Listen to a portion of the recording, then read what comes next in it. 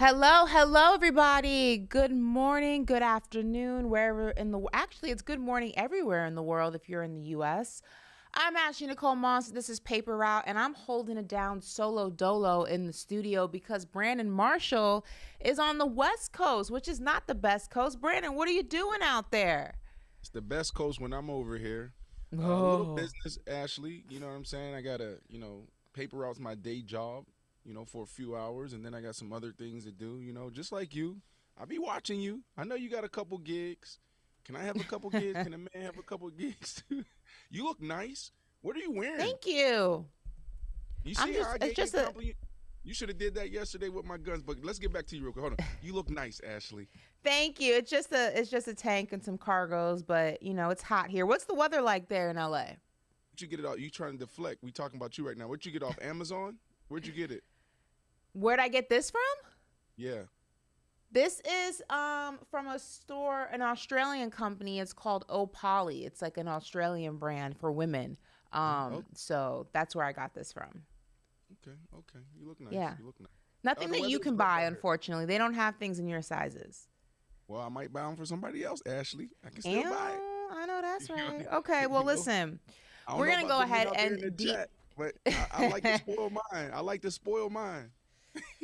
Listen, must be nice. Okay, here we go.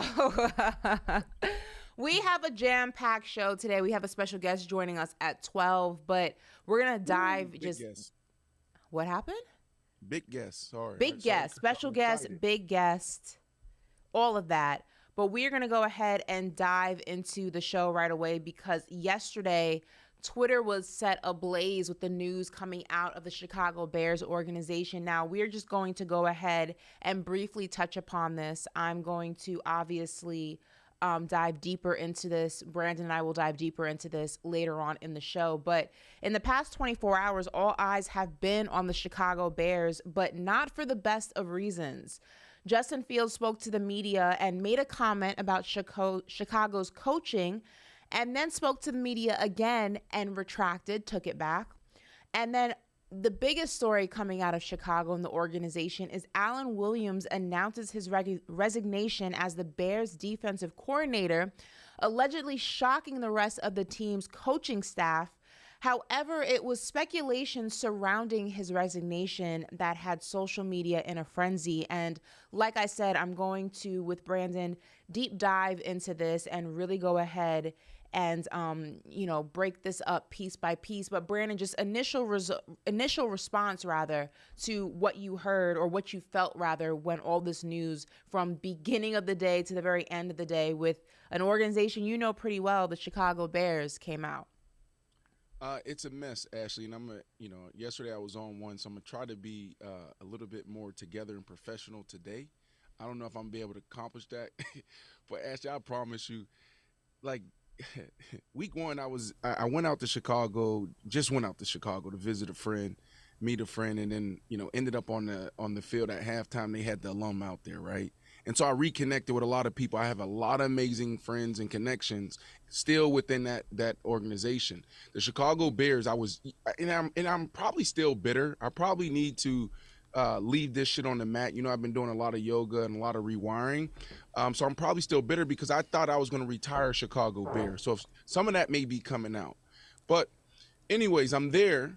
And then, people got my new number, et cetera, et cetera. So a couple of days ago, they hit me up. It's like, Brandon, what's your new address so we can send you some Chicago Bears stuff? And so when this stuff came out yesterday, Ashley, my first thoughts was, don't send me shit. I don't want any Chicago Bears stuff. Like, what is Wow. going on there? You got to think about it. I mean, when I was there and we had Lovie Smith, we won 10 games and they fired him. We're talking about a great team, a great coaching staff, super successful year after year after year, the Brian Urlachers of the world, the Lance Briggs of the world. You fire a coach after winning 10 games, and you Yeah. haven't had one winning season since. So when I saw this, Ashley, just disappointed because the Chicago Bears fans deserve more. The Chicago area is phenomenal, amazing people. There's a lot going on, obviously, here, and there's probably a lot more to come. Well, like I said, we are going to deep dive into all of this a little bit later on in the show. Too much to get into to just briefly, brush over it. So we will circle back to the Chicago Bears. But we're going to go ahead and move forward, and we're going to talk chicken or the egg, or in this case, Belichick or Brady. On a recent episode of the Punchline podcast, Ravens cornerback Marlon Humphrey openly questioned if Patriots head coach Bill Belichick is an elite coach. He said, quote, "Is Belichick elite or Tom Brady elite? It's looking more like Brady." Now, after losing to the Miami Dolphins on Sunday night, the Patriots fell to 0-2 to start the season. The last time the team had such a start was in the pre-Tom Brady era. So just put that into perspective and watch this clip. Is Belichick elite or is Tom Brady elite? That's the $1 million question. It's looking more like Brady, but it is what it is. Saban. Look, is Saban washed? I don't want to say he's washed. I don't know what's washed, but something is washed. Wow. I don't know if Belichick was ever daggum dirty. Wow. You got check that? Did you check? What? Dude, What? if they're washed, they had to have been dirty. Oh my gosh. Saban was filthy though. Let's be real. Yeah. Filthy. He just might be getting a little. Dynasty is done in Alabama. Whoa. You said that. Whoa. You did say that. I said that, but I didn't say that. Okay. Belichick was never that guy. Whoa. Okay, yeah. I mean, I'm saying Tom Brady's that. Look, they were together though. You can't say it was one of the. Yeah, but Tom won one without him. It's kind of like this. Like if this year still goes down, it's like, is that 3 that's been losing seasons? Mm-hmm. Is that right? 3? It would be 2? Mm-hmm. 3, I mean, this is the year. And this is the same for Bam. Hey, it's all pendings, but it's looking like some people are getting washed. All right. Well, I feel like this is a conversation that has been had repeatedly since the breakup of Bill Belichick and Tom Brady. Obviously, Tom Brady went on to Tampa Bay, and won a Super Bowl. And you kind of felt like maybe that put an end to the conversation. But no, here we are again, especially with the recent struggles of the New England Patriots. A lot of people are looking at Bill Belichick like, hey, maybe Brady made you look a lot better than what you really were. Now, it's probably crazy because, listen, you can say a lot of things about Bill Belichick, but defensively, he is one hell of a coach. I think his resume also speaks for himself. I think the two of them just happen to be the perfect storm, the perfect tandem.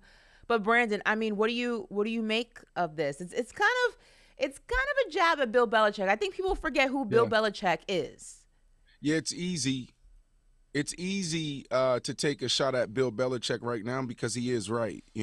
Since Tom Brady's departure a few years ago, the Patriots have just been, a gnat for a lot of teams and not a real problem, right? Like just, Bill Belichick's teams are always going to be in position. They're always going to be prepared, but no one's afraid of them anymore. I've said this over the last 2 or 3 years, having this discussion because, we have it a lot, it seems like, especially amongst football players, former football players. It takes both of them. There's a lot of guys that's on Tom's side, but I respect Bill Belichick. To me, he's not only the best football coach ever, he can go down as one of the greatest leaders or coaches ever, right? Like he's that good when you think about his 20-something year run at the level, at this level, and it's not just the wins, but it's when to bring in guys and acquire guys, when to let guys go, right? There's a little bit of genius there, and there's a lot of people that frowned at a lot of his acquisitions or letting veteran guys go when some thought that they were still in their prime, but then they go to the next place and it's like, oh snap, he saw something that we didn't see. So for me, if it's not for Bill Belichick's the one to put the offense in. Right. Bill Belichick's the one that created this defensive philosophy. Bill Belichick's the one that went into the draft room and said, this is what we're going to prioritize. Bill Belichick's the one that hired the coaches. Bill Belichick's the one that stands in front of the room every single day against a lot of alpha men, and lead them. You know how hard that is to have 90-something guys in the offseason in the locker room, in the meeting room, and keep them all aligned, pushing towards one thing? You know how hard that is? Have 53 guys and then 8 practice squad guys in the season and keeping everyone aligned, so many distractions? Come on, man. I would say this to Marlon. If he had Bill Belichick, he probably would have 1 or 2 more rings, or 1 ring. I don't know if he had 1. I don't know if he was on that team. I don't think he was on that team, that last Super Bowl team there. But Bill Belichick is like that. People need to stop disrespecting Bill. Yeah, I think it's an interesting conversation that keeps happening here with this entire Belichick-Brady thing. I think people also ignore the drastic differences of teams. You know, the Patriots as a team look drastically different than they did in those Brady eras. I mean, Mac Jones is not Tom Brady. And some people will say, well, you didn't know Tom Brady was going to be Tom Brady when you drafted him. Fair. But you knew he was Tom Brady once you gave him the opportunity to be the starter. You knew what you had when it was there. Mac Jones has not turned out to be that guy. Additionally, the team is not nearly as talented as it was in many of those Brady eras. So a coach, as genius as a coach may be, you can only work with what you have. And right now, Bill Belichick does not have a lot. This team is impressive if they make the playoffs. So I don't really know what the expectation is for the Patriots in this post-Tom Brady era. Everybody knew it was going to be a time of growing pains. Everybody knew it was not going to be this successful dynasty that it was in that era. It was going through a changing of the guard. It was going through a changing of the tide. And it wasn't going to be an easy transition. Mac Jones is not that guy. He is shown to be not that guy. So I'm not quite sure what Bill Belichick is supposed to do outside of making this team as competitive as possible. But they're not going to be a Super Bowl team, so I'm not really sure what the expectation is here. Well, Ashley, you know, look, this highlights how important, well, let me say this. It is on Bill Belichick, right? Because he's the one that's in control of the roster. So anything that happens on the roster always, you know, points to Bill Belichick. I do disagree with you a little bit here because I don't think that there, from a talent standpoint, you take Tom Brady out of it. From a talent standpoint, that's always been the thing with the Patriots. It's like, then you look around, it's like, I mean, outside of a handful of guys, there's not, I mean, you had the Randy Mosses of the world. You had some guys. No, Tom Brady had a lot of weapons, Brandon. No, I'm no. I don't what think. do you mean? You had Julian Edelman. You had Wes Welker. He had a lot more weapons than you say Mac Jones has right now. I don't think so. I think losing McCourty was a big blow on the defensive side because that's like having like a Tom Brady, right? A quarterback on that side, right? He was there for 12, 13 years. So that's a big blow. But defensively, they're still playing with the same type of guys. Judon is a monster. They always have just one guy up front that's just a monster, and everybody else plays together. They always have solid linebackers. And on the offensive side, you know, outside of Randy Moss, they never had like these, they never went after and got these crazy guys, right? They had Welker, they had Julian Edelman, but those are guys, like Julian Edelman was a guy that was a quarterback and they drafted him as a receiver, and then they put him on the defensive side and they put him on punt return, and he played some receiver because Welker was there. Welker was a guy, he wasn't a 100-catch guy before he got there. No, but they were talented, solid players.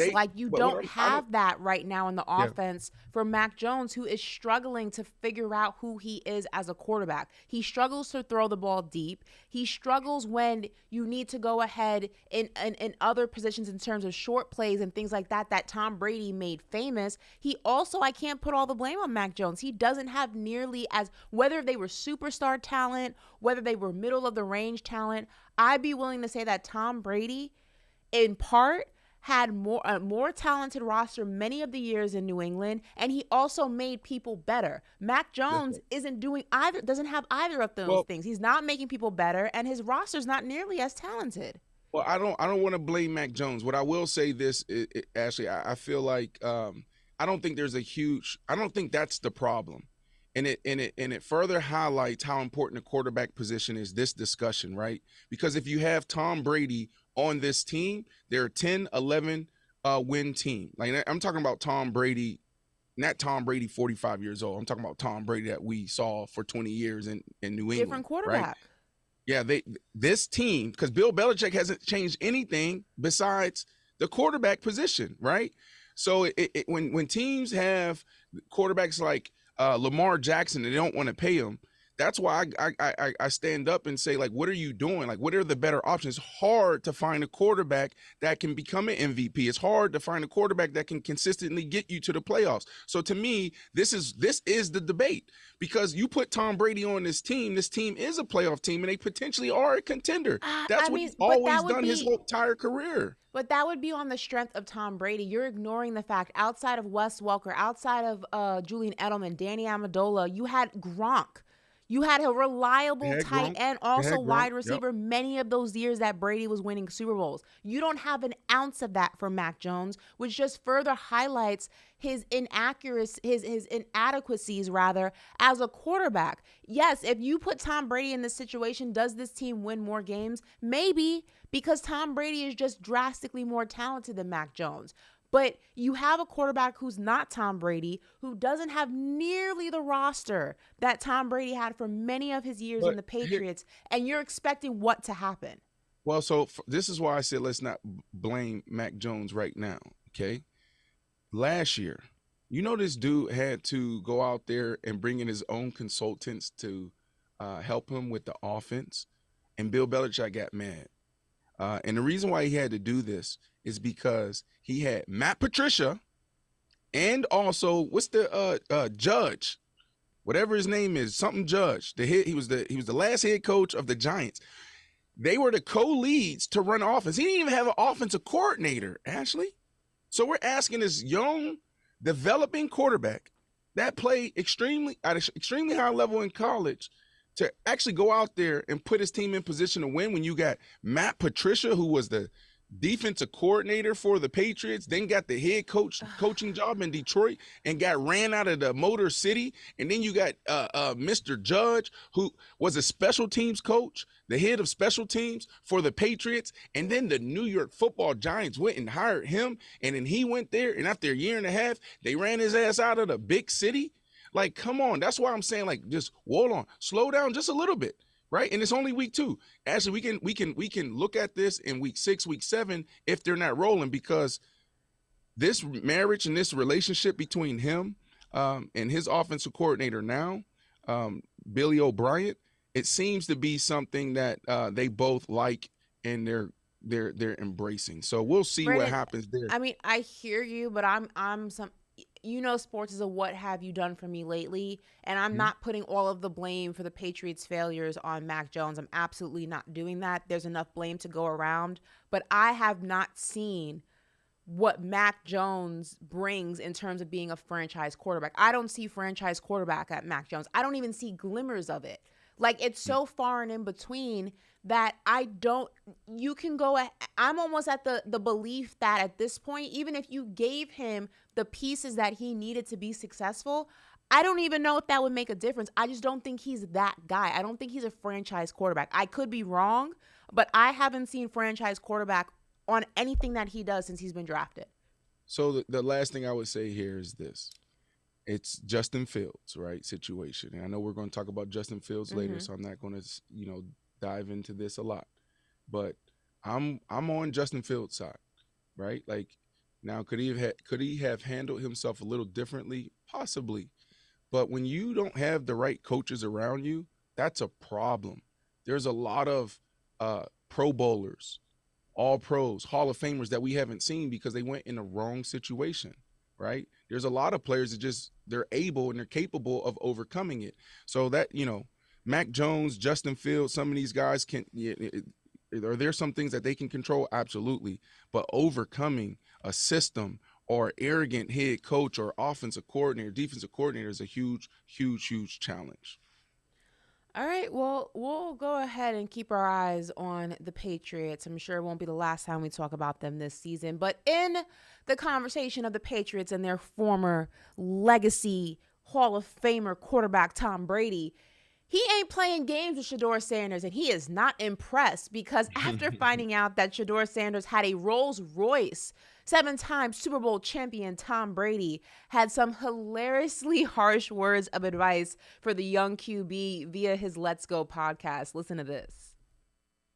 Question before I go, Tom, do you think a college kid needs a Phantom, like a Rolls Royce? Nah, hey, no, it's not a Phantom. It's a Rolls Royce Cullinan. I think he needs to get his ass in the film room and spend as much time in there as possible. Thank you, less Tom. time in the car and more time in the film room. Thank you, Tom. I appreciate that. And I seen you have one too, Tom. Don't think I seen.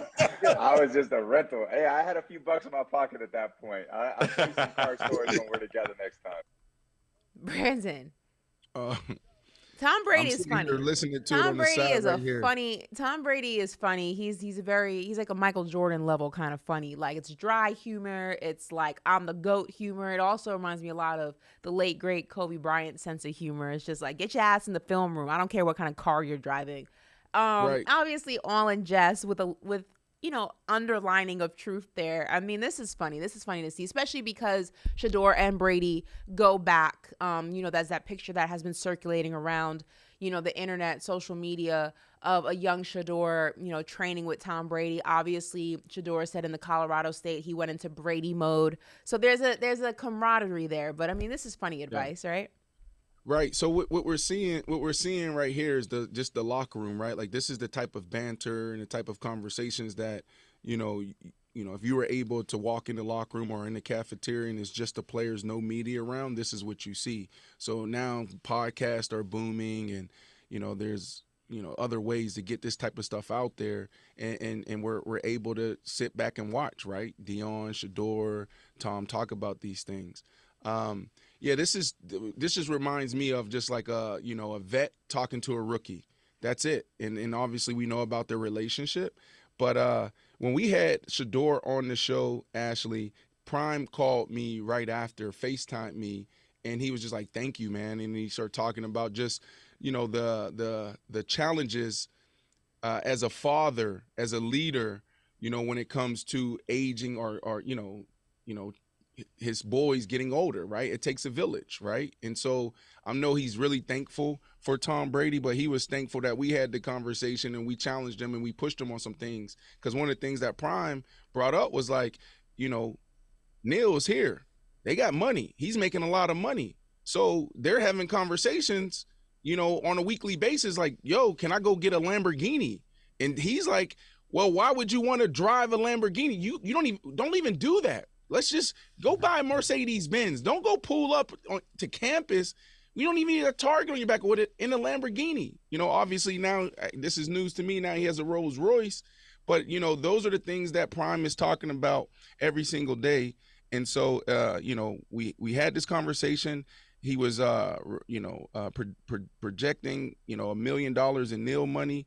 That doubled or tripled after the first week. So he's going to make $3-4 million this year. And so I'm sure there's going to be more big boy toys coming his way. I wish I had a Rolls Royce in college. That's wild. I had a Hyundai. Ashley. What? There's some dudes in the league. There's 70% of the dudes in the league can't afford a damn Rolls Royce. I know. And that's a Rolls Royce. What was it? Was it called a Cullinan? Is that how do you say it? Colligan, or I don't know. I had one and I don't even know how to say it. But I had the Wraith, not that one. That's a big boy. I don't know. But it's like $300,000. Cullinan, I don't know. But I drove a Hyundai Accent and then I upgraded to a Hyundai Elantra. It was a 2-door. A Cullinan? Oh, it's a Rolls Royce. Cullinan? It's a Rolls Royce Cullinan. Yeah, see, I can't even pronounce it. I had a Hyundai and then I had a Hyundai Elantra, and it wasn't until I was like 25 that I got my first foreign car, and it was an Audi. I had an A3. But I was driving Hyundais all through high school and college. That's balling. Nice. What you talking about? You acting like that ain't nice. In high school and college, you driving that? Come on. Well, no, high school, I take it back. High school, I didn't get my first car until after I graduated. So I got that car for college. It was a 4-door Hyundai Accent. It was a black car. It had like beige interior. It was cloth. And then when I graduated college, I got a Hyundai two-door. I thought I was the coolest chick in the world because it was a coupe. It was the only coupe on the lot. It was all white. And then when I turned that car in, I had enough money saved from like working and stuff that I was able to get an Audi. And now I have my baby Benz. But I worked my way up. Is your pops in the chat right now? He might be. I don't know why. Don't get mad at me. But all right, so this car that you had in college, Ashley. Yeah. Was there ever any gentlemen driving around campus in your car? Because when I was in school, my little chicks, I was like, yo, let me get the keys to the whip. True story. My parents didn't even let me take my car to college. Oh, that was good. They didn't let me take it. It wasn't even on campus. So like I would only have it when I would come home for the weekends. Like they did not allow me to have the car on campus. Oh, that was smart. I like that. Yeah. There's a lot to learn. We need to have your mom and dad here on the show one day and have them talk about parenting. For them to raise your ass, because I was a really good kid. Yeah, you was a good kid, but even the story yesterday is like not surprised telling the teacher. Oh, about being bossy? Yeah, bossy. Telling the teacher. That I used to talk back. I was bossy, but I wasn't like I didn't get into like serious trouble. Like I wasn't sneaking out of the house and things like that. Like I was very like I was a good kid. I see that. I see that. Yeah. You're low key. You're low key. Now, hopefully, I don't offend anyone, but you're low key a nerd. People don't know that. Like, I'm a nerd. Yeah, you watch Star Wars and you study the Earth, the rotation of the. Okay, first of all, a lot of people watch Star Wars. Star Wars is a very popular franchise. Marvel movies are cool. Ashley, I'm not a Star Trek girl. That's my dad. He's a Trekkie. I like Star Wars. I feel like I'm a good mix of things. Like we can nerd out over a comic book movie. We can watch sports. And we can go on fancy vacations. I give you a little bit of everything. I'm like a melting pot. That's how you need to be. A little bit of everything. Moving on. Talking about Tom Brady's former home, Tampa Bay, which is booming in the real estate market. If you are into real estate, Tampa Bay is the next big real estate boom. It's already going ahead and in that mix. But we could add that the Tampa Bay Rays are getting new digs because they have officially announced a $1.3 billion ballpark deal in St. Petersburg. Now, the new ballpark is part of a $6.5 billion development project. It is set to be complete by opening day 2028. And I think we have some photos of what it's supposed to look like. There we go. Look at that. That is gorgeous. So basically, it's going to be the ballpark, and surrounding it's going to be like condominiums and shopping plazas. Look at this. It's going to be all rayed out, but it's going to be, condos you can live in and shopping plazas. Kind of like how the Design District and how they're trying to build out the area where the Inter Miami is going to go ahead and play. It's going to be the same type of vibe. This is sick, Brandon. This is gorgeous. Listen, this is beautiful. It's cool. We have a facility in Tampa. And so I'm there every blue moon, and there's some cool things happening in Tampa. Remember, Ashley, like when the pandemic hit, everybody moved down to Florida. Right. And so Tampa was one of those areas. This is why it's a booming market. Tampa was one of those areas where a lot of people migrated to. And so there's a lot of new money flowing through Tampa. It's a little younger. Tampa, to me, was never a cool city. It's like Orlando. It's like retirement city. But if you go to Tampa now, there's some cool things happening. Well, it's Tampa Bay, I feel like, is the young one. Say it again? So, like, I tell people all the time, like, Tampa is still kind of like, Tampa Bay is like Miami. Tampa Bay? Yeah, what? Tampa Bay, the area of Tampa Bay where like the stadiums are, that's super young, that's booming, all the like communities right outside of Tampa Bay. But Tampa as a whole, if you start going far out in Tampa and stuff, it's still kind of old. Like, let me ask you this question, Ashley. When's the last time you and your girlfriend said, girl, let's go to Tampa this weekend? You mean Tampa Bay? Tampa Bay, whatever. Tampa Bay. I actually have a good friend of mine who goes to Tampa Bay often. She was looking to buy a house out there because of how young and just booming it is out there. You're not answering the question. I haven't, me personally, I think I've been to Tampa once. Okay, so but you over here talking about, Tampa Bay is like Miami. Because I read about my dad's really big into real estate, and one thing that like reading about it because the Miami market is getting more and more expensive, like the more it grows, the more expensive it is. A lot of people who can't afford to live here are moving out to the Tampa Bay area specifically because of how similar it is in youth and boomingness of Miami, but the prices haven't really hit that peak yet. So it's that particular area that's really just like blowing up. Okay, that's a different conversation. I'm with you when you're right. You talking about great investment, different. Okay, we talking about partying, having a good time. Ain't nobody going to Tampa, Ashley. You definitely ain't going to Tampa. You didn't party in Tampa? Don't they have clubs and that stuff out there? Oh, Ybor City. I drove through there once or twice when I first got in the league. And then there was also like Purple Martini was popping in back in the day. When it's back in the day. This when you was in Pampers, little. You know what I'm saying? You was in Pampers. But no, me, Chris Johnson, Mr. 2K, Mike Sims Walker, because we were right in the O, so that was only a hop and a skip. So we went over there a few times. The Super Bowl was in Tampa. That was okay. Actually, I think that was the first time I met Deion Sanders was at that Super Bowl in person. So. All right. Well, Brandon was moving Beautiful and grooving in Tampa. Well, listen, we're going to keep it in the realm of construction, or new construction, that is, because there is a new player in the hotel game. Sports Illustrated, my former company, is launching sports-themed resorts in top college towns, starting with Tuscaloosa, Alabama, the home of the Rolling Tide. Now, these hotels will be full-service hotels. They will have vacation clubs. They will have residential condos, and they are set to open in late 2025. We have some photos. This is actually very cool. When I was at SI, this is something that they were talking about doing for a very long time. Whenever we would host our events, they would have SI hotel branding on, the step and repeats, because they were gearing up for this to happen. This is very cool. When families travel, or fans of the team, alumni travel, hotels and things are always things that they're looking for. This is cool because it's going to be geared around, the university and whatever team it is going to have like football themed pools and stuff like that. This is a really cool idea.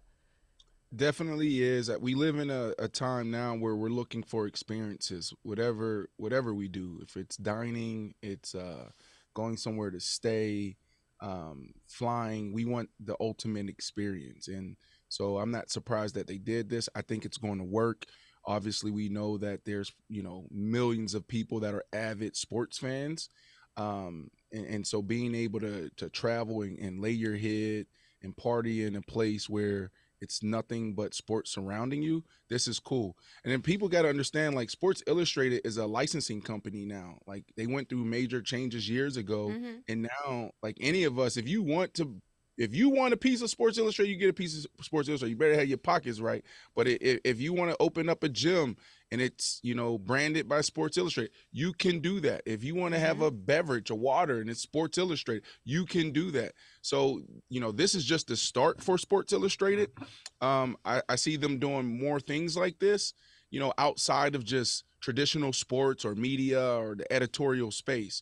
They're looking to build this brand out globally. Yeah. I mean, they do clothing collaborations, all sorts of things. So very cool. I don't think I'll be traveling to Tuscaloosa to check this out, but if they do one, in another city, which they are planning on doing, I may check that one out. But we're going to keep it in the world of football. But hey, Deshaun, is that you? Listen, there's a mystery on NFL Twitter. NFL fans are speculating that after the Browns' Monday night 22-26 loss to the Steelers, quarterback Deshaun Watson created a burner account in the locker room immediately after the game was over and went on a rampant spree defending himself. So people were going ahead and, tweeting things, and Gainesville's Own is the name of the Twitter account. Deshaun Watson is from Gainesville, Georgia, and it says Free Watson, and he's responding to fans. This one, said did all he could do. Wouldn't be the best quarterback in the XFL, someone said, and Free Watson said you broke. Deshaun Watson still the best quarterback in the NFL. He really is. Can't block and call plays too, though. So he was just kind of, defending himself and going at, fans who are coming at things. Brandon, do you think this is Deshaun or not? Heck no. And bosses don't move like this, man. He ain't Well, KD did. You KD got a don't think it's a burner little too. suspicious? The account's called Gainesville's Own, and Oh, it was that's made literally the day that the Browns lost. no. Somebody was watching that game from Gainesville. That's a huge fan of his, and said, "You know what? Enough's enough. I'm creating a burner." Deshaun he ain't even have time to do that. He go in the locker room. You go after the game, you go in the locker room and you try to get dressed as fast as possible because you don't want to sit there because the media is going to be there for an hour, 2 hours. So you try to get dressed as fast as possible and get your ass out of there. So Deshaun wasn't sitting there creating a burner account and Maybe he had it also on go. tweeting, huh? Maybe he already had it on standby, and this was just the first time he used it. Nah. Listen, I'm gonna tell you right now. A lot of athletes have burner accounts. And Some have just been discovered, and some haven't been discovered. But I can tell you, without a shadow of a doubt, a lot of athletes have burner accounts. I'm not saying Deshaun does. I'm not saying this was Deshaun. I'm saying though, a lot of athletes do have burner accounts. It's okay. They corny if they do. But I will say this, and it's kind of like I'm not contradicting myself, but I was off social media for a minute, right? Did you have a burner account? Well, I tried to. So I tried to get one because, like, now, Season Fire was wondering, where's the I Am Athlete, the other podcast, the show. And a lot of the bookings come through DMs in the past. And so I'm like, damn, I got to start booking for October. But I don't want to get on, right? So I tried to get a burner account, right? And then they, like, deactivated me because they're saying the way I was using it was suspicious. So I got kicked off my burner account. If you wanted to just DM people, why wouldn't you just go through the I Am Athlete Twitter IG page? Why would you wouldn't have to activate your own? Maybe I was looking at something else too. Okay, listen. He didn't want the I Am Athlete Explore page to go crazy. You know what I mean? It picks up the algorithm of what you're looking at and stuff like that. I'm with you when you're right, Brandon. I'm with you when you're right. No, this was not Deshaun though. This was not Deshaun. Come on, man. Deshaun ain't doing this. That's corny. Why would it? I don't even understand this, Ashley. Like, some people say it's corny, and I was an athlete that fell victim to this. But like, just bantering and arguing with a fan on your own account, I'm actually okay with that. But like, why would you need to go and create a burner account and say stuff like, well, I can't block and call the plays, or yes, I'm still great, I'm still number one. Come on, that's weak. Listen, right. Linda, we got that video. I've been asking for that video for 3 days. Listen, Linda. We ain't got it. We got it. All right, here we go. But I have to yell at you guys. Listen, Linda.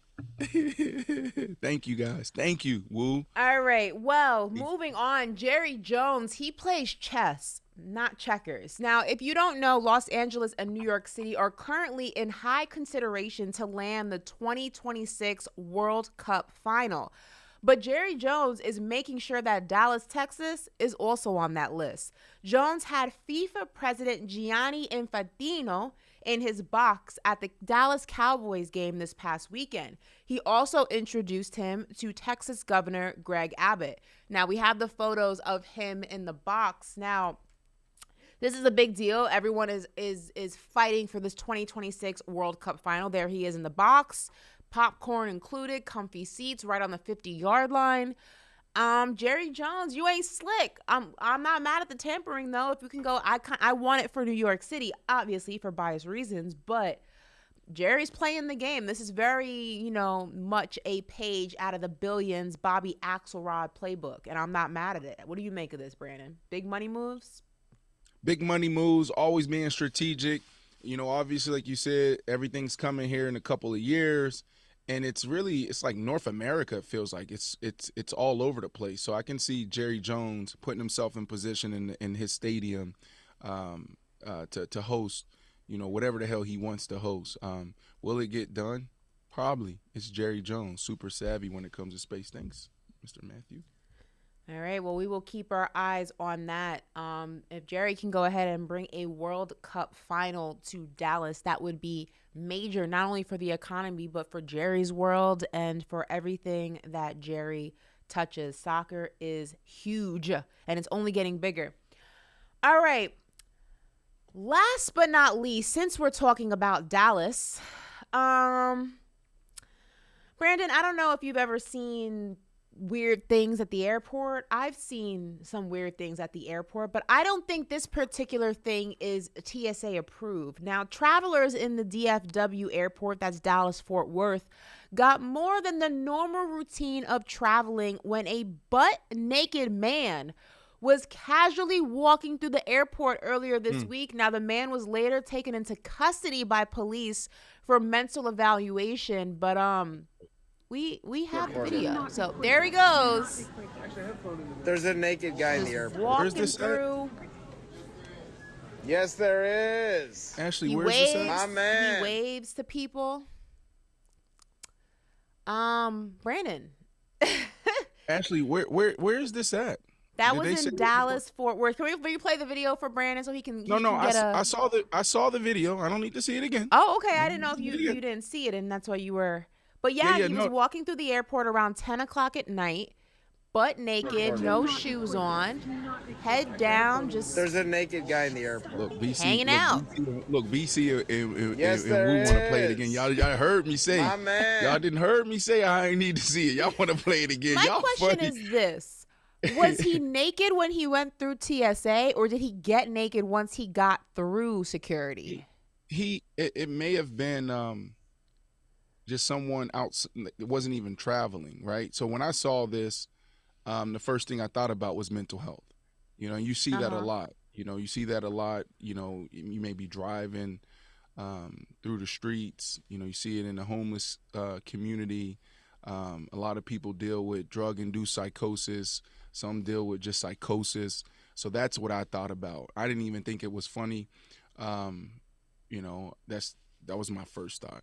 So yeah, and it seemed like they evaluated him for that, and hopefully he's getting the help he needs to take care of himself. But it definitely is disturbing when you're in these situations. I've been in these situations a few times. Once in Miami, I was looking for a location like for the next House of Athlete, and I was with a few realtors and female realtors, and they were, you know, we got out the car and this big guy just start running towards us, and he was naked, and they were frightened, and I had to just step up, and I just had to really grab him and control him, and it was awkward, right, because he's naked, and I just had to sit him down, and I don't know how I was able to break through because he wasn't there, and we end up like calling his brother, and his brother came. And I'm still in contact with that family still to this day. Wow. But I've been in a few situations, just not a few situations, but I've seen this before, right? I've seen this before, and it can be scary. I can't say that I've seen this particular thing before, but I have been like on the subway, and I've had men just like whip out their situation just on the subway, whether it was peeing, whether one time I was on the subway and a guy was like full blown like masturbating on the subway. Oh my goodness. Yeah. That's disturbing. It was true story. You see some crazy things on the subway. It's a different world down there. Before we move on, because you know they tried to force me to keep watching this. Can we throw to Ashley? I've been watching Undisputed a little bit, or just the clips. Richard Sherman had a moment. You know, we were, you know, we're starting to dive into this pause thing a little bit. Y'all are educating me on what's cool and what's not. But I thought this was funny. Can we throw to this real quick, Woo? Get Ashley's thoughts.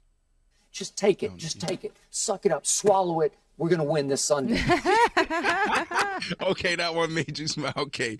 The other one, Ashley, looking like crazy. Yeah, but I mean, like you said, there's been successful big quarterbacks. There's been bad big quarterbacks. Yeah, There's another one my chance with the big one, though.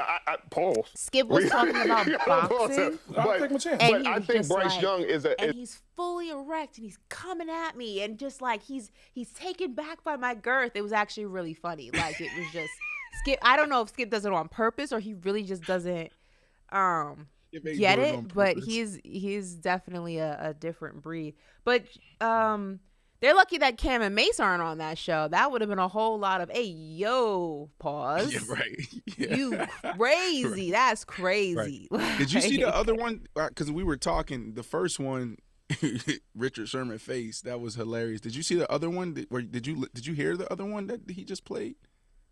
Yeah, I heard both of them. Oh, you heard both of them? Okay, great. Yeah. Right, great. Brandon Marshall here. Ashley Nicole Moss sitting here. Sirius XM. I'm actually in LA in Sirius XM's one of their headquarters because they also have a big block or two in New York.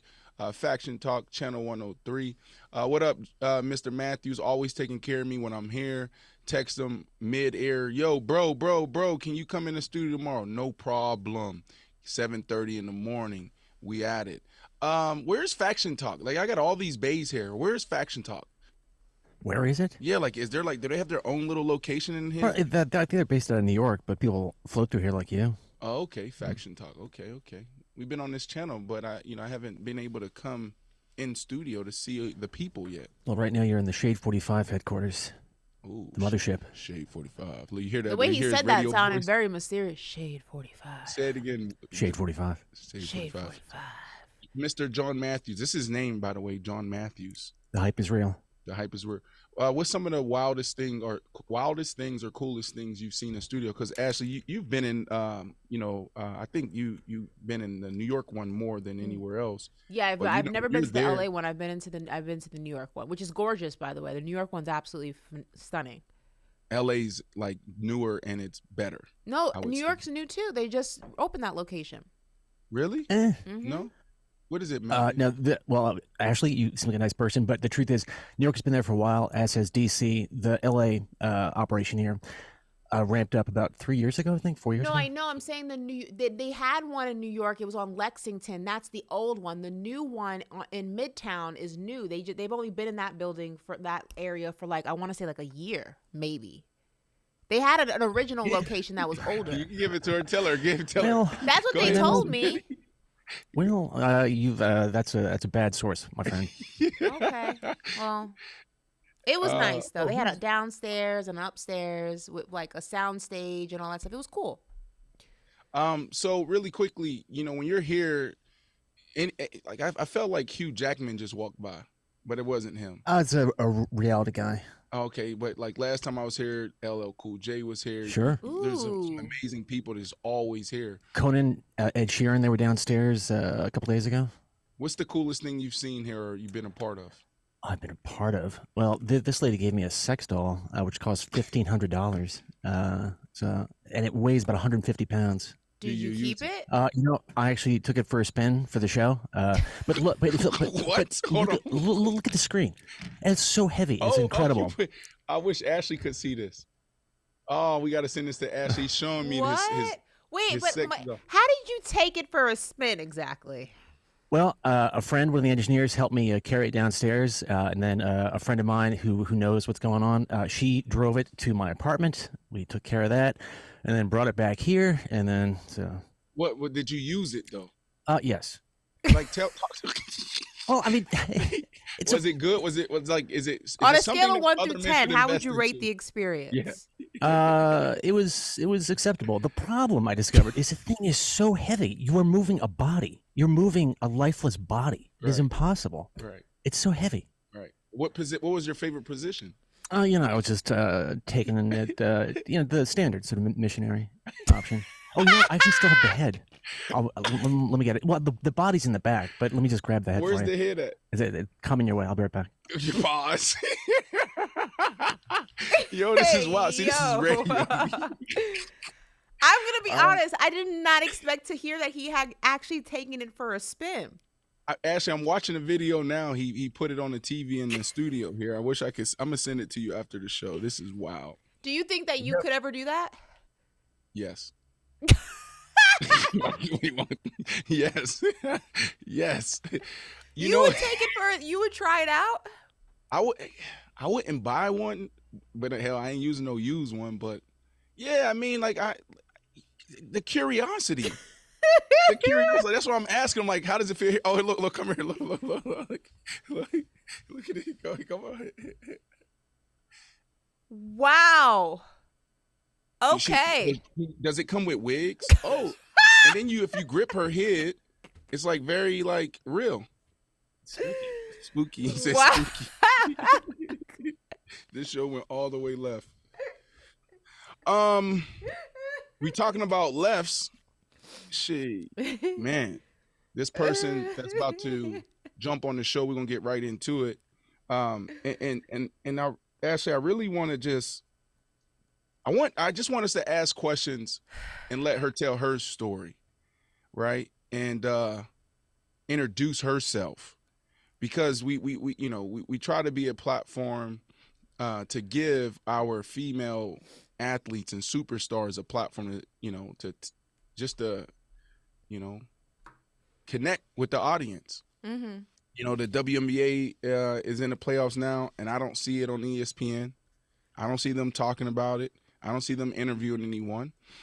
So this one, like I said, we're talking about lefts. Like, she is undisputed.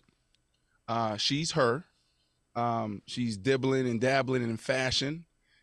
She's dibbling and dabbling in media, but she is her inside that ring. So welcome to the show, Miss Alycia. Okay, the bomb. Thank you for coming on our show. Hi. Yes, thank you for having me. Hey. Where are you at? Why? Like, I've been following you on Instagram. Okay.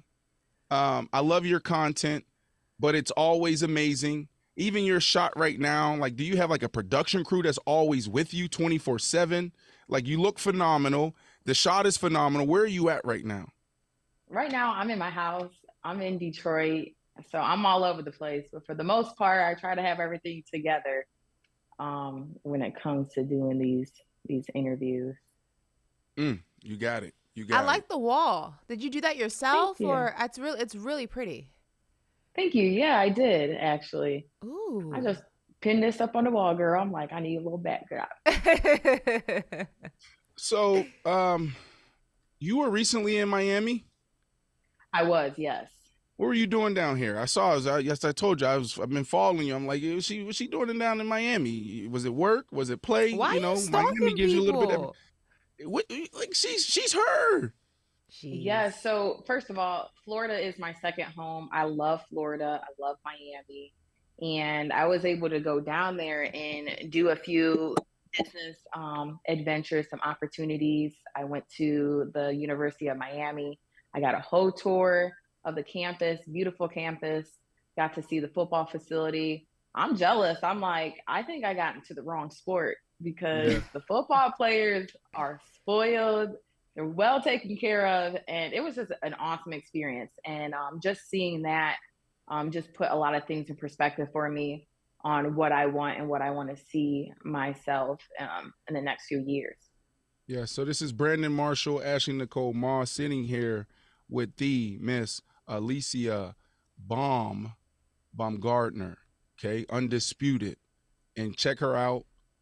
Follow her on Instagram, TikTok, like all Twitter. It's just phenomenal story, and I love her approach. Ashley, before we really dive into, the deep questions and really give her the platform, yes, I a little bit of a stalker, a little bit.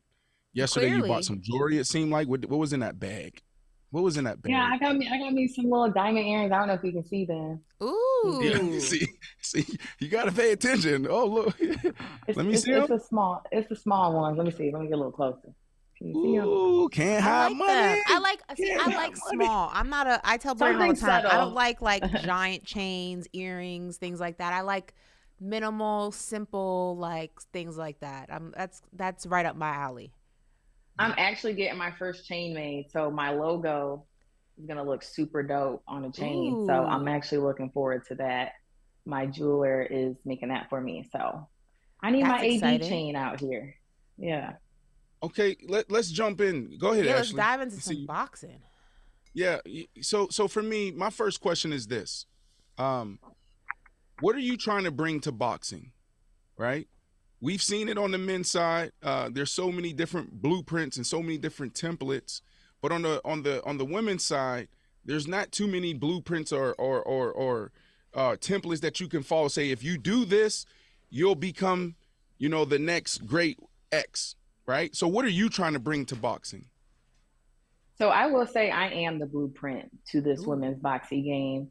And I will say what you have to bring is specifics, right? You have to know how to fight. And I'm not talking about girl fighting. I'm talking about actually knowing what you're doing in there. And I've been doing this for 20 years to know what fighting looks like. People will say I don't fight like a girl, I fight like a guy, but there's skill, there's technique, there's experience behind that. So that's one. Two, you have to know how to promote yourself. At the end of the day, we're in a male dominated sport. You have to know what you're dealing with, and promoting yourself is number one. I'm my biggest fan. I know what I represent. I know what I can bring to the table. So I know how to promote myself in a way where it's reaching people. And again, it takes a lot of work. It takes a team really to do that. And then third, I would say, really building your character outside the ring and what that looks like. You can't just be known as a boxer. You have to know who that person is outside the ring. What are they doing to help the community? What are they doing to give back? What are they doing to inspire? And that's what boxing does for me, and I'm able to do that. So it's building blocks to that, and it's being recognized, and it's allowing people to really open their eyes to say, hey, like, we're not just dealing with just a girl, we're dealing with the undisputed world champion, where we need to really broadcast this and let people see that there's a different side of women's boxing. And I don't like that sometimes it can be overshadowed. You mentioned something in what you just said, that you don't fight like a girl. And I feel like there is a constant conversation about if there is a difference between the way that female boxers box versus male boxers. And Clarissa Shields called out Jake Paul and said, look, I want to fight him. And Jake Paul was like, do you think we'll ever see a fight go down, a match go down between a male boxer and a female boxer? How close do you think we are to seeing that happen? So just to touch on that, I don't have to compete with a man to prove who I am. I don't have to step in the ring to say I'm better than you, or to prove myself as a woman fighter. I don't even think that's necessary. I think it's the approach and how the male boxers are able to help promote and become unity with that. I don't have to fight a man to prove who I am in the ring. So I think that that's not the approach to go by. It's how we're able to unite one another and promote. And with that, that's putting women on the co-main event. That's putting women as the main event. That's promoting the women properly. Just as much money that you're promoting in these male fights, and you see it on billboards and you see it on the internet, it's the same way for the women. So again, I think it's just the approach that needs to be taken serious. And let's be clear. Oh, go ahead, Ash. Do you feel that there's a lack of camaraderie? Do you feel the support from your male counterparts, your male peers? Or do you still feel that women are fighting for equality, not only from fans of the sport, but also from the men within the sport? Yeah, I think, again, we're still trying to pull our own weight. And I would like to see more of my male counterparts really push the women's aspect, because we have great fights. They're exciting fights. And when people do see these fights, they talk about them. So if we're really able to push that narrative to say, hey, like, these women are really putting on great performances and they knocking girls out and they're building the fight up. You see that with my fight. So I think it just comes down to really putting that pressure behind them to really promote women. And let's just say athletes. I'm tired of like the separation. Right. And I loved your answer earlier when Ashley asked you that question. It's like, it was perfect. We don't need to compete against each other, man versus women. So I love that. But I do want to be clear here for everybody that's watching and listening. Okay. She has fought men. Okay. I was watching you on Funky Friday, Cam Newton show, right? Doing my homework. And you have sparred men. And Ashley, what she said on this one when Cam was asking her, she was like, no, I'm hitting him. They're hitting me. Right now, obviously they got gear on and everything, but how is that? Like, the first time you stepped in a ring with the man sparring, how was that? Did you just come in? It's like he puts on his boots and his shorts just like I do? Well, I would say it stemmed from me wrestling first. So I started wrestling when I was 5. So I was already wrestling boys. So like that just built my confidence to step into the ring with a man. I'm like, listen, we're both in here. We both got, our gloves and headgear on. And it was just a matter of survival. I mean, it don't matter who's in the ring. You're in there to protect yourself at all times. And I will say, like I mentioned before, the men have helped me and prepared me for these fights. I can take a punch, to move my head, because they're not going to hit me soft. Like, I don't want to get hit either. So I'm happy that my male counterparts can help me prepare for a fight, and it just brings that dog out. So if I'm competing with the guys, and then when I get in the ring with the girl, I'm just like, listen, this game over. you like you over me? Like, if we got in the ring, what you think? How many rounds we going? Ashley, you over there smiling? Okay. I think she would beat you, like? Brandon. I think it comes down to what I'm gonna do, and like, I ain't got to do too much in the body. People forget about the body. It's just, you gotta do the body shots. You know, you what I'm gonna saying? work Like, the body? Oh, one my punch. goodness. We can do a liver shot. We can hit you in the solar plex. which one? The body shots. You know, those are the ones though. That's gonna take the win out you. Really quick, Ashley, like, y'all brought up something talking about men supporting, right? And you brought up Jake Paul. Amanda Serrano. Did I say her name right? Serrano. Amanda Serrano. He supports her in a major way. Do you ever sit back and say, like, I wish I had someone in my corner like that? Yeah. So again, Jake Paul does a great job for promoting Amanda. So she's signed to his promotion. Yeah. So he's done a great job with promoting her.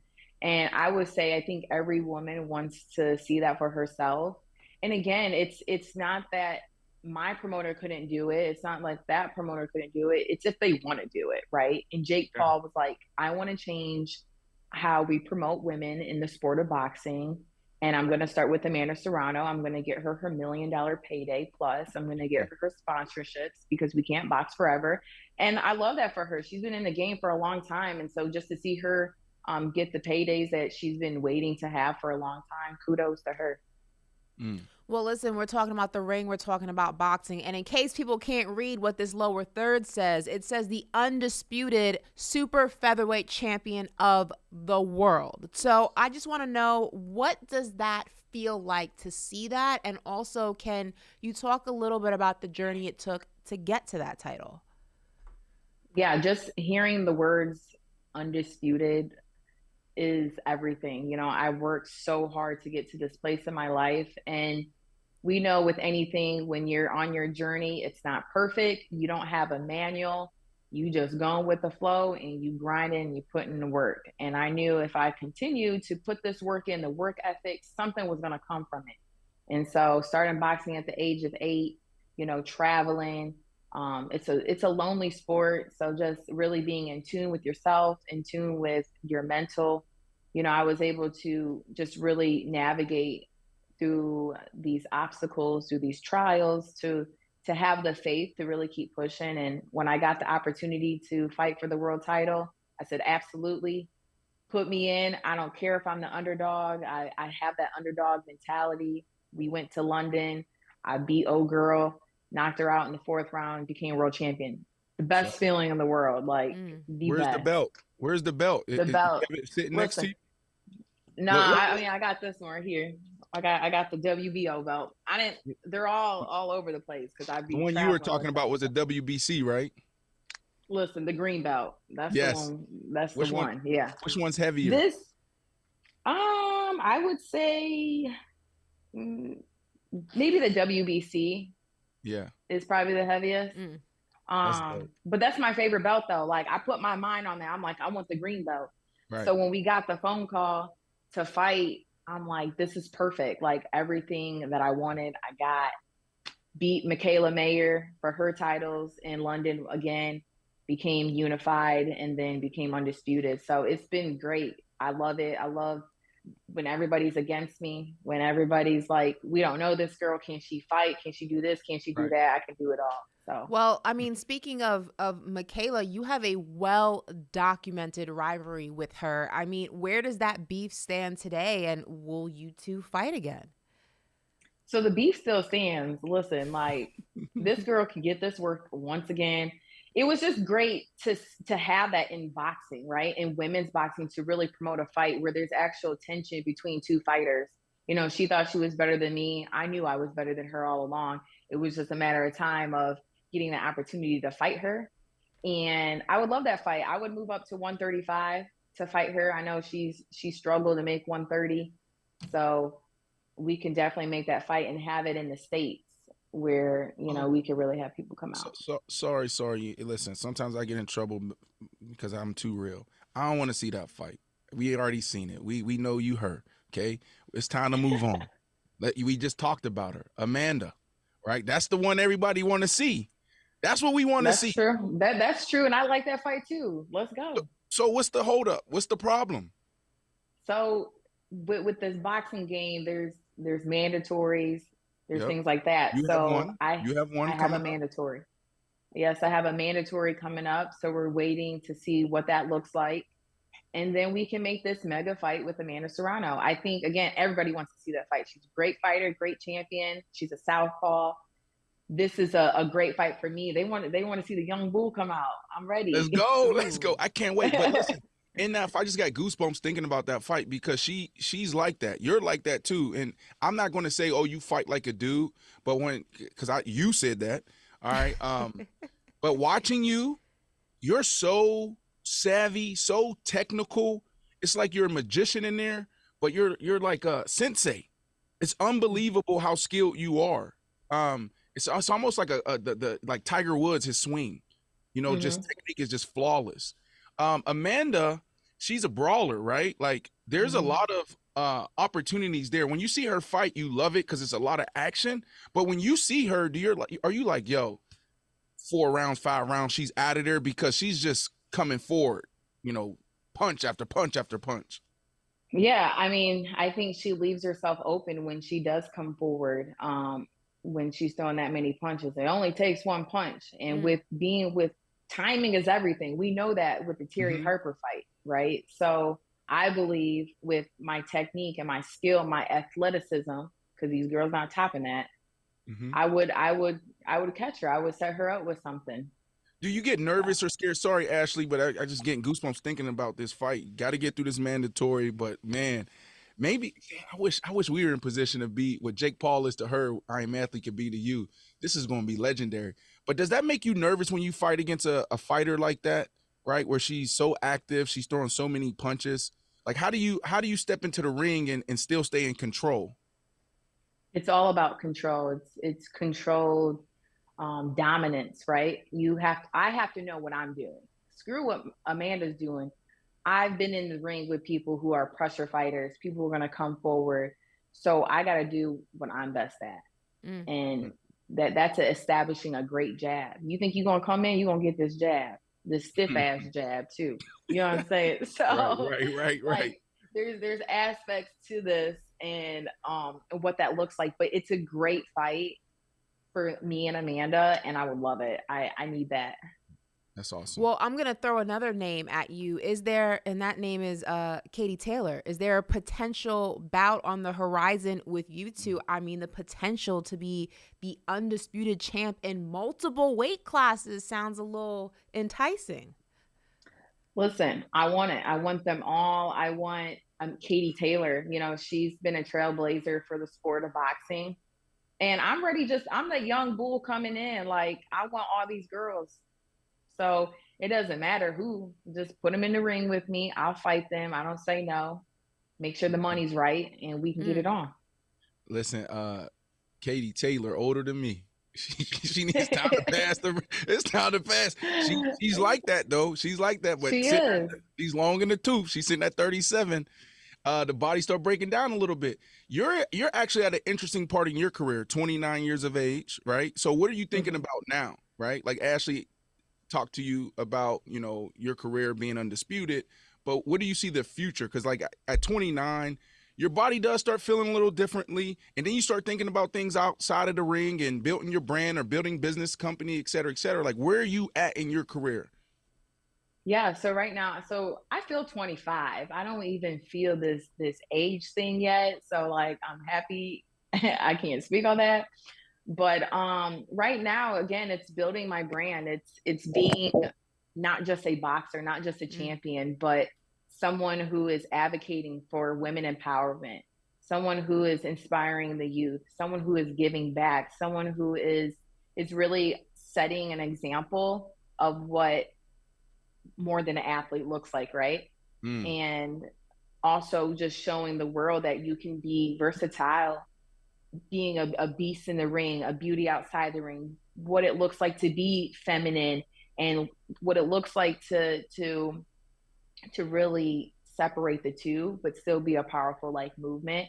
Yeah. And so I'm navigating through all that. You know, when I did go to Florida, I got to speak to a group of women and inspire them. I'm telling you, the kids need inspiration. And when they can have something so small to go with, they can keep dreaming, because I'm a dreamer. I dream all day, every day. So, you know, these kids need that. And so that's what I want to do. I want to give back. I want to inspire women empowerment, and really just be the name that boxing needs and that the world needs, honestly. I love hearing that, because just as a woman, obviously in the sports world, but in a different space, you know, on the broadcasting side of things, I share your same sentiments. I feel like the incredible thing about being a woman is being able to be a multi-hyphenate, and to be able to wear so many different hats, and to exist in so many different spaces. And I think that a lot of the time, sometimes women are told that they can only be good at one thing, and they should only focus on being, you know, really, really good in one space. And I love, you know, speaking to other women who are kind of going against the grain, and not kind of, but are going against the grain, and showcasing, no, you can be a beauty and a beast, you can be a boss, and you can be, you know, a princess, you know, so many different things. And I love hearing that just from other women. So I'm just wondering, you know, what is it that you are doing within your brand outside of the sport to go ahead and start growing those tentacles, and getting, you know, other things under the umbrella of the brand that is you? Yeah, I would say, just to touch on that, one thing would be commentating, you know, being able to share my voice, speak my opinion. You know, when I'm not fighting, I'm commentating at the fights. You know, I'm giving my intel on what I see and how to break down a fight, things like that. Speaking at events, like I mentioned, uplifting women, young girls, the youth. You know, there's so many kids. Boxing has been one of those outlets for me that fell into my lap. I had a gym, and it was free. It was free for the community. It's to get kids off the streets, teach them respect, discipline, and really like show them like you could do this too if you put your mind to it. And so really just giving back is important to me. And I'm able to do that. I juice. So I started my juice company during COVID, and I juice for the gym, because there's no healthy options, you know, in the Detroit area where the gym's at. And so just giving healthy options to kids, to say, you don't have to drink Gatorade, you can have a pressed juice that's all natural. So just giving like the health and wellness aspect back to the community as well, and letting them know like you can have healthy choices while being an athlete as well. Yeah. I love that. Yeah, I mean, I'm really excited about, you know, this conversation, and just meeting you, talking to you. You know, you really have an amazing opportunity right now, and there's a lot of athletes in the same position. Like, we're in this space of disruption, and so I know it's hard. And one of the questions I was going to ask was like, are you tired? How does your back feel for carrying, like, you know, now I wouldn't say you're carrying the women's boxing, because you have Clarissa trying to do some things and Amanda doing some things, but you guys are really the faces of boxing. And a lot of times in this space, you guys aren't going to be the ones that benefit the most. Right. It's going to be the generation that comes behind you guys. That's how I feel. But will you get the credit that you deserve? Absolutely. But, you know, I'm just super proud of you, super excited about your future. Question for you. You know, Ashley, we have a writer. She's a writer. Did you ever find that journal that you left in the airport? I never found it. Oh. Never found it. And I'm so hurt about that. I'm like, someone knows a little part of my life. That's okay. What's the thing that you're scared the most about? Like, please just don't open that page. I'm just so raw with my emotions and like everything that I've been through in life. And just to touch on that is writing, you know, writing in my journal. I've been writing since a young girl, and it's a way to reflect, right? When I'm going through the things I'm going through in my life, or the things that I've been through in my life, to go back and to read and to think about that problem that was so big in my life, knowing that it was really this small and I got through it, persevered through it and things like that, it really helped my mental, you know. Like I said, boxing is 90% mental, and I'm by myself most of the time. So just being able to be in tune with yourself and know yourself, praying is something that I also incorporate, and just having my relationship with God and seeing how he wants me to operate through this life and where I'm able to be to help somebody else, you know. So I love that. The journaling is dope though. I definitely would tell anybody to write. Even if you rip the paper up and burn it, just write your thoughts out, because it's constant. Like, we just always thinking. And like you said, I get tired. I'm tired. Do I want to do this? Yeah. Right. You know, but at the end of the day, I'm like, you have to do this. You have a purpose, you have a reason, and you have people who look up to you. When people tell me they're inspired, I'm like, oh, that's so awesome. I love that. But there's so many people. So, you know, it's not about me. It's really about other people. Yeah. Now, I mean, before we let you go, I would be remiss for the fans if I did not ask your favorite Claressa Shields story. I mean, you train out of Detroit. She reps Flint, not that far from the D. I mean, what's one of the top stories on the tip of your brain that you can share with us? I will say, when I was an amateur, we went to a tournament together, and Claressa didn't have no one to stay with. So my coach was like, well, you can stay with us. This is the first time I met Claressa. So she roomed with me. Claressa is the same person she was then and who she is now. Literally the same confidence. I remember her saying, I'm going to win this tournament. I'm the best. I'm like, okay, girl, I love that. But she is literally the same girl. And she's just kept that attitude from the amateurs to the Olympics and as a pro now. So, you know, she definitely walked that walk. Yeah. I want to read this quote. I know Ashley, we got to let her go. We got to let her go. All right. Well, I want to do this, Ash. I'm going to read this quote. Want to get your thoughts. And then, you know, we got to hit a little bit of fashion, because Ashley's a fashionista too. Like, Ashley, you know, she missed work. Like, she missed like a whole week of work because she went to New York Fashion Week. She's sitting in suites with Tommy Hilfiger. Yeah, look, like she's shaking her head, but she heard now, and I see it's you. Not about me, Brandon. Read your quote. Okay. All right, here we go. You want them to love you unconditionally, but how unconditional is your love for yourself? That's real. That's deep. Who said that? I would say, just with that, just the word unconditional, I know what that represents in my life, right? Unconditional is like, here it is. Love me unconditionally, no matter what. It comes down to self. And I think you really have to work on that, because if you don't work on that, then you go searching for other things to give you that unconditional love when you can really give it to yourself. So. Yeah, you brought a book. I saw a story where you purchased the book, and you know it was just sitting there, and you said just open it up and see what happens, and you opened it up like twice, 2 or 3 times, and it kept opening up to that quote. Yeah, that's important, because we've been talking about this over the last couple of weeks on our show. Like, I'm on that journey now. Like, who am I outside of the football player? You know, I've been a football player since I started playing at 6 years old, but there was a ball in my crib, literally in the hospital. You know, so who am I outside of Brandon Marshall, the football player? Who am I outside of Brandon Marshall, now the entrepreneur? You know, so I'm doing some real deep work, and I'm like, I call it rewiring my brain. When that's a real thing. So when I saw that, I connected with that. So I appreciate you opening up and sharing that publicly. Ashley, fashion. Sure. Fashion. So talk to me a little bit about it, because like you coming in the ring, that was one thing.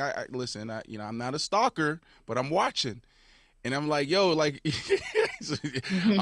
so talk to me about your approach in the ring and out of the ring, right? Because like it's almost like it's like you remind me of Serena and Venus in the ring, okay? And then out of the ring, I would love to see your approach there and like what you're thinking. Yeah, I mean, first of all, I can't wait to design my next uniform. The uniform is who you are, right? And so that's just one thing. The ring walk is another thing, you know? And when you're in the ring, you know, you're performing. You are the brand, right? And I don't know. I would just say that it's just something that I look forward to doing, because it's a way to I can express myself.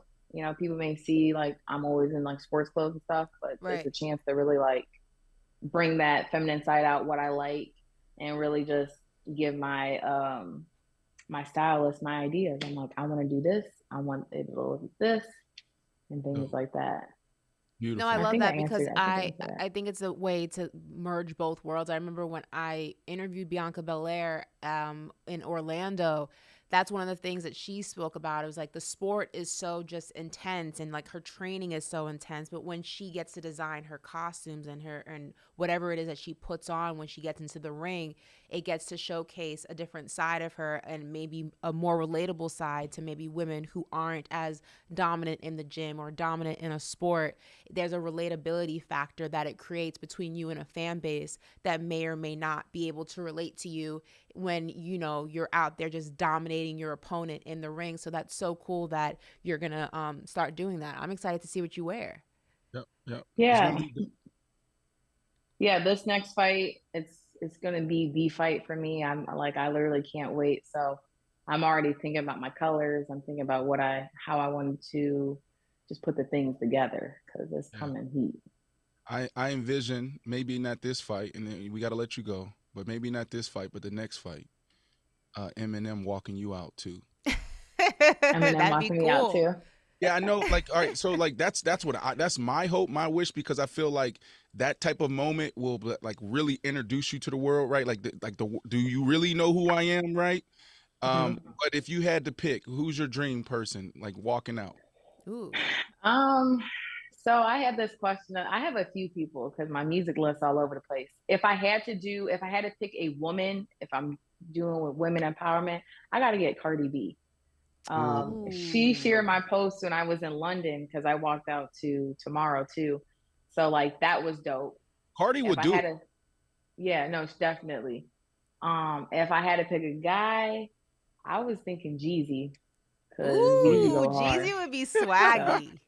I can see it now with the smoke machine, the fog, just like a dark like hood. Like Jeezy would be like some swag. Listen, all there, okay? That's yes, Jeezy would do it too. Jeezy would do it too.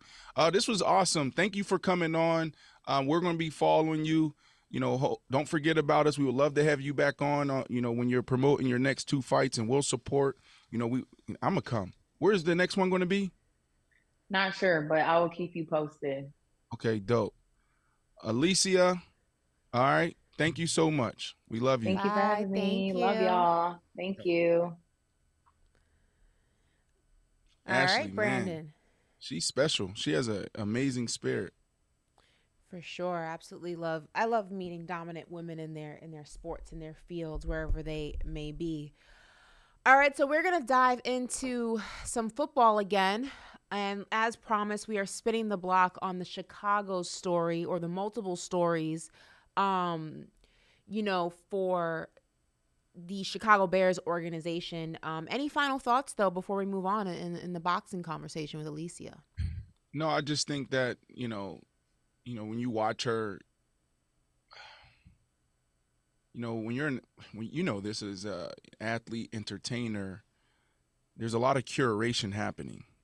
You know, and she's there where it's like she said, she's an athlete. She got to go out there and produce, but she also has to promote herself, right? And I just see her in this interesting space, and I think the next couple of years could be beautiful for her, especially she gets through this mandatory, and then she fights Amanda. You know, you have the whole Jake Paul promotion behind her. This is going to be big, not only as a payday, but just from an engagement standpoint, and like, what is she going to do then? So I'm excited there, and that's going to be a tough fight. You know, hopefully they make it happen, and the culture needs to get behind her when it does. Well, Brandon, you know I'm a baby boxing fan, so I have to, you know, shout out the guys, JP, all of them, for giving me a crash course in all things Alycia, because, you know, I'm just dipping my toe into the pool. So I appreciate you guys crash coursing me on all things Alycia. It was great getting to know her. We're spinning the block. We're going back to Chicago, not too far from Detroit. And there's a lot going on, so bear with me as I break this all down, okay? Bears defensive coordinator Alan Williams resigned yesterday afternoon. Now, per Albert Breer, the Bears staff was said to be, quote, stunned by the announcement, with one coach calling it, quote, effing crazy. Now, there were various social media reports that unfolded surrounding the announcement of his resignation. And one of those was that there were multiple raids, one having been at his house Sunday afternoon, and the other was a raid of police activity at Hallis Hall, also regarding Williams. Now, there was a attorney that came out later on that afternoon following the news and said that those reports of a raid, at least at Hallis Hall, are absolutely false.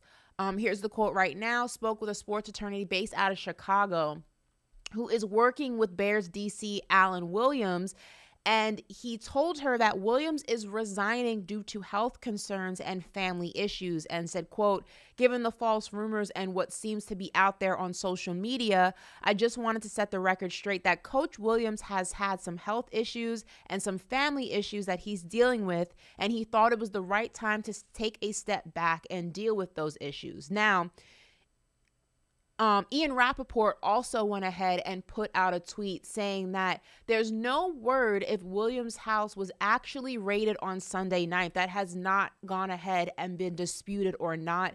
That was originally reported by John Zagalo of Sports Talk Chicago, I believe radio, yesterday afternoon. No report or refute of that report, but there is a refute, like I said, that a raid happened at Hallis Hall. Additionally, the NFL and former Chicago Bear and current FBI agent Peanut Tillman are not involved in Williams' resignation whatsoever. That was also a rumor that came out, that Peanut Tillman somehow tipped off the Chicago Bears and the NFL.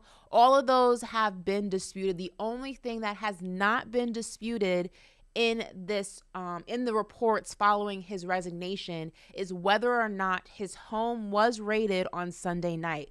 There has been no recollection or no refute of that particular piece of the story, but all the other things have officially been dismissed as infactual. Right. So, Brandon, a lot to dissect here, a lot to break down. I mean, Chicago, a place you know pretty well. What is that? What's going on? What do you make of this? Ashley, you know, we were texting back and forth yesterday, and you're like, yeah, Brandon, I'm on it. I see it. And then there were some things I'm like, Ashley, oh my goodness. You're like, Brandon, it's not true. It's, you know, that was refuted or, you know, dismissed or whatever. The first thing that comes to mind is WTF, like what the freak, right? I'm trying not to curse as much. But, like, what is going on? You know, everything that you just read through, it's just a mess there in Chicago. There's obviously so much more to uncover. There's going to be more to come out. Hopefully he's okay and his family's okay, you know, because there's this is a very tough space to be in. You saw the football player Sergio that's in Mexico. You know, his mother is murdered, and it seems like he's having an episode right now. You know, it's just so much that goes on that we just don't see with our coaches and our players. So first thing, hopefully he's okay. But when it comes to the Chicago Bears organization, it's just a mess right now. And it's unfortunate, and it's definitely going to affect the product on the field. So that's the first thing that comes to mind when I see this. Speaking of the product of the field, obviously, as this story unfolds, if new information comes out, we will keep you guys posted on Paper Route. But you're talking about the product on the field, and that's a direct correlation to Justin Fields, who was also in the news yesterday. Bears quarterback Justin Fields addressed the media yesterday and spoke on the disappointing start for the Bears, including his own individual stat line. Fields, who has 2 interceptions, including a pick 6 against the Bucs, told reporters, quote, I wasn't necessarily playing my game. I felt like I was kind of robotic, not playing like myself. My goal this week is just to say F it, go out there and play football how I know how to play football. Now, Through 2 games, Justin Fields is 40 of 66 passing, 2 touchdown passes, 1 being a rushing touchdown, 3 interceptions, and 427 yards. Now, when Fields was asked by another reporter why he thought, what the root of his overthinking was, he simply said, coaching. Listen to this. What do you think was causing you to think so much, maybe think too much? Could be, coaching, I think. Quick, to the point. But listen, it seemed like later on he had a change of heart because Justin Fields later called the media over to his locker and wanted to clarify his statements and make it abundantly clear that he wasn't blaming the coaches. He said, quote, "I can play better, point blank." We have the full quote here. Take a listen. Get that you guys' jobs are to get clicks, so it's like when you take my quote out of context and when you just say that, if you paint the picture on the inside out, like y'all are trying to split us up like you see that. I'm not blaming anything on the coaches. I'm never going to blame anything on the coaches, never going to blame anything on my teammates. I will take whatever happens in the game, I will take all the blame. I don't care if it's a drop pass, it should have been a pass. Put it on me.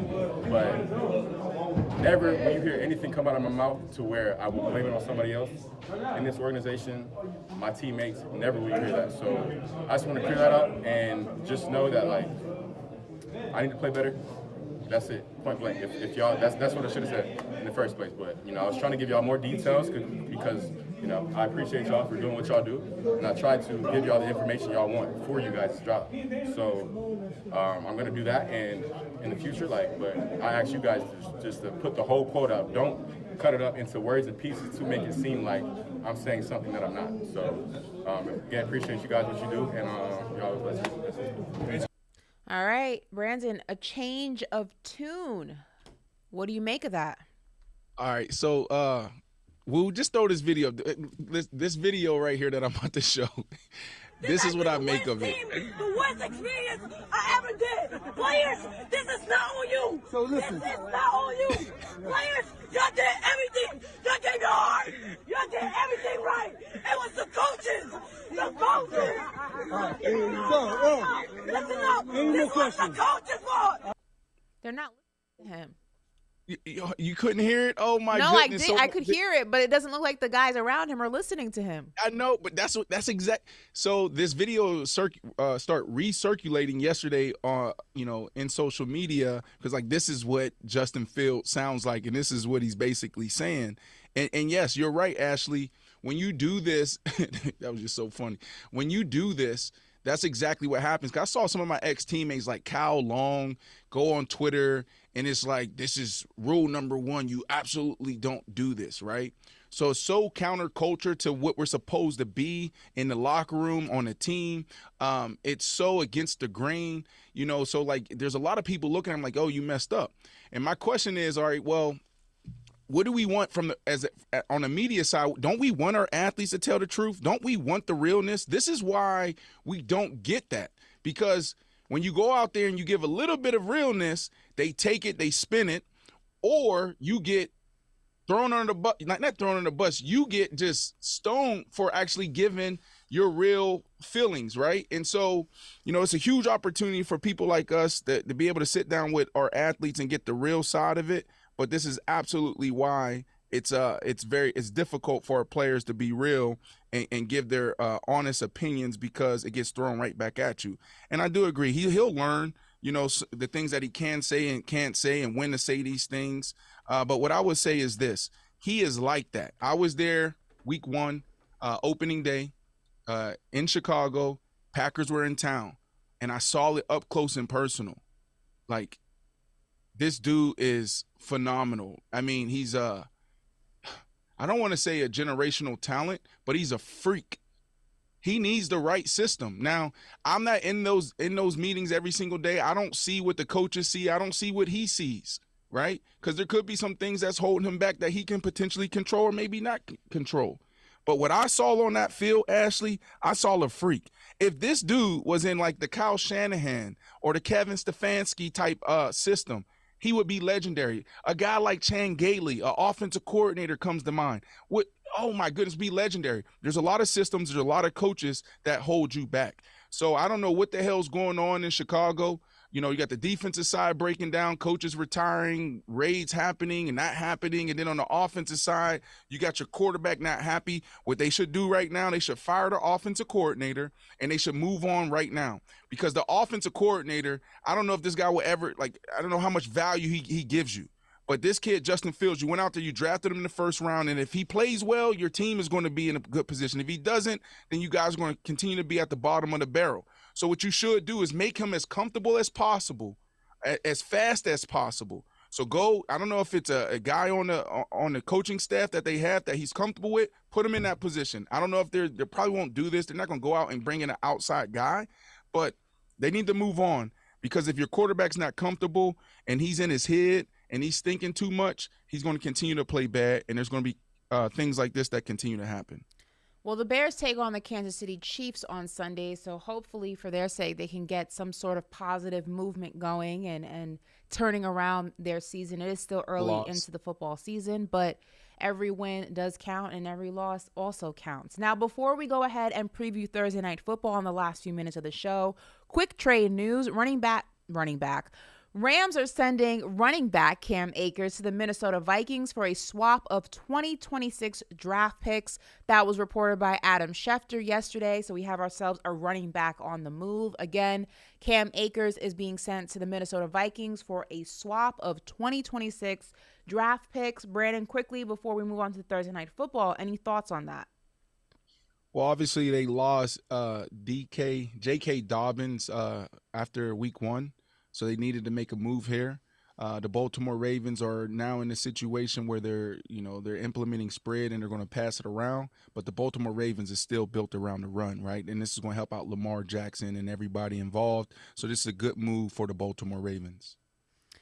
All right. Well, to close things out, Thursday Night Football goes down tonight, and it's the 49ers versus the Giants. Now, the Niners are 2-0 to begin the season, while the Giants are 1-1 after a loss to my Dallas Cowboys in opening week and a comeback win over Arizona. Now, San Francisco currently is favored in this matchup at -10. The over-under is 44.5 points. The money line, 49ers -550, Giants +410. The Giants are 14-7 against the spread in the last 21 games. The 49ers are 14-8 against the spread in the last 22 games. Now, notable inactives for the Giants, obviously, running back Saquon Barkley, who suffered a high ankle sprain during Sunday's win. He's going to be out about 3 to 4 weeks. You also have a left tackle, a linebacker, and an offensive lineman all being out for this game against the 49ers. Brandon, break it down. What's going down? Who's winning this one? I know what you're going to say, but let's see if you make things a little bit spicy. Yeah, you know I'm always going to make things spicy. Hold on, say that again, Ashley. Who's out? What did you say? Who's out on the Giants? You have Saquon Barkley. You have left tackle Andrew Thomas. You have linebacker Al-Jawlari. Hopefully I said his name right. And offensive line Bredesen are all out. What's the spread, Ashley? Right now, the spread is the San Francisco is favored at -10. The over/under 44.5 points. Okay, so we're going to see football. Remember, week 1, what did they lose? Was it 40-0? Everybody saying the Giants are terrible. Might have been some people on paper route that said that the Giants are terrible. Okay, I'm people. And I'm on the other side. I'm saying, slow down. We're going to see how football really plays out week after week after week. Tonight, I'm taking the Giants to cover. Not saying they're going to win, but they're going to cover. They're not going to get 10 points is a blowout, right? Just like 40 piece on Monday Night Football was a blowout. But I told you it was an anomaly. Even with Saquon Barkley being out, we're going to see Coach Daboll. We're going to see Danny Dimes adjust. And that's what makes Coach Daboll really good. Not only is he like a firecracker and he's, he can inspire, he can hold guys accountable, so he can stand in front of the room. He can do that. He's a great play caller. He's a great play designer. Another thing that he does well, he comes from the Bill Belichick tree. He adjusts. Okay, what do they do well? All right, defensively, this is what you guys have to do. Big Cat, D-line, I gave y'all all the money. Y'all got all the money. That's why we couldn't pay Saquon Barkley. Stand up, shut this run down, figure this Brock Purdy kid out. And then on the offensive side, what do we have to do just to be in position? I don't like them to win, Ashley, but I do like them to cover. How do you think the Giants adjust? I mean, the absence of Saquon Barkley is going to drastically be felt. A lot of pressure is going to be on Daniel Jones to not only pass the ball, but run the ball. We know that when Saquon is out, he is running back number 2. I mean, that's a dangerous situation to put your quarterback in, especially when you're going against the 49ers. That's right. You'll see just play design. This is going to come down to Coach Dayball. All right. Are you really him? And I believe in Coach Dayball. I keep saying this. You know, I was around him. He's my offensive coordinator when I was with the Miami Dolphins. And I really like Coach Dayball. Still talk to him. So Coach Dayball, I can see quick screens. All right. I can see, you know, little gadgets, right? Like he's going to come out and he's going to really have to get into his bag. And that's what I see on the offensive side. He's going to lean into what Danny Dimes does well. You know, they'll be patient with the game. You know, they're going to have to run the ball and they're going to have to be okay with just, you know, 3 yards here, 4 yards there, you know, 2 yards, but stay consistent. They just want to be in position. What you don't want to do is go out there and get blown out again. So that's what I see is the game is going to come down to Coach Dayball, you know, and his game plan and his adjustments, you know, throughout the game. Score prediction, quickly. What do you have that final score looking like? Ashley, you really going to do this to me? Yeah. What did you say? Remember, the over-under is 44.5 points. 44. Damn. Man, San Fran look good right now. Woo. They just played, what was it? They just played the Rams. I wish the Rams score was like 30-20 or something like that. I'll go ahead and look it up. Let's see. Let's say. It was 30-23.